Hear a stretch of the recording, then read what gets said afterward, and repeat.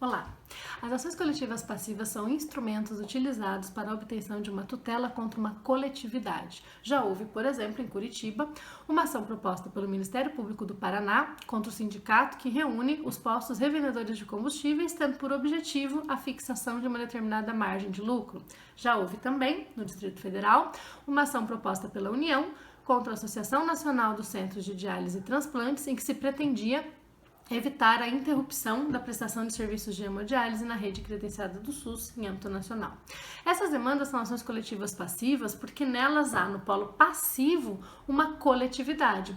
Ao invés de se propor ações contra cada posto ou contra cada centro, ou mesmo se pensar na formação de um litisconsórcio multitudinário inviável, opta-se pelo manejo de uma ação coletiva em face da coletividade. É muito importante, quando se trata de ações coletivas passivas, nós investigarmos a representatividade adequada daquele que se encontra no polo passivo da demanda. Afinal, o réu em uma ação coletiva passiva tem que ter a potencialidade de defender adequadamente os interesses de todos os membros daquela coletividade. Nos exemplos citados, tanto a associação quanto o sindicato possuem essa potencialidade, possuem essa representatividade adequada. É ela, a representatividade adequada, que dá legitimidade para o manejo da ação coletiva passiva e nos ajuda a compreender um outro ponto que é muito delicado quando se trata de tutela coletiva, que se trata da coisa julgada coletiva, ou aqui no nosso caso, da coisa julgada coletiva passiva. Afinal, quem será alcançado pelos efeitos da decisão que se produzirá nessa ação? E mais, quem estará submetido à autoridade da coisa julgada que se produzirá sobre essa decisão? O Código Modelo de Processos Coletivos para a Iberoamérica traz a previsão da coisa julgada coletiva em seus artigos 36 e 37. No seu artigo 36, afirma que, em se tratando de ação coletiva passiva, tendo por objeto direitos difusos ou coletivos estricto sensu, a coisa julgada será erga omnes, independentemente do resultado da demanda, tanto em caso de sentença favorável quanto em caso de sentença desfavorável, a coisa julgada se produzirá.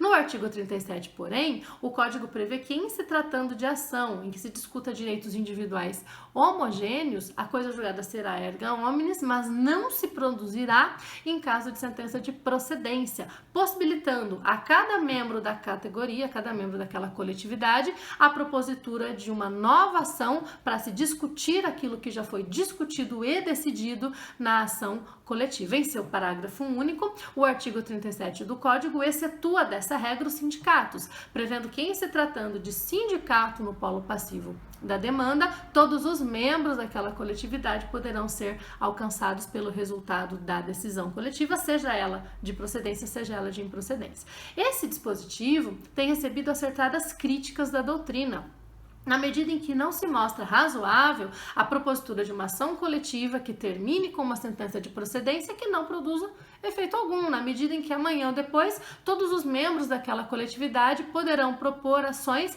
para rediscutir aquilo que já foi discutido e decidido na ação coletiva. É por isso que se defende, com acerto, que nas ações coletivas passivas a coisa julgada se produza pró et contra, ou seja, tanto em caso de sentença de procedência quanto em caso de sentença de improcedência, vinculando todos os membros da coletividade que se encontra no polo passivo. A coletividade que se encontra adequadamente representada no polo passivo.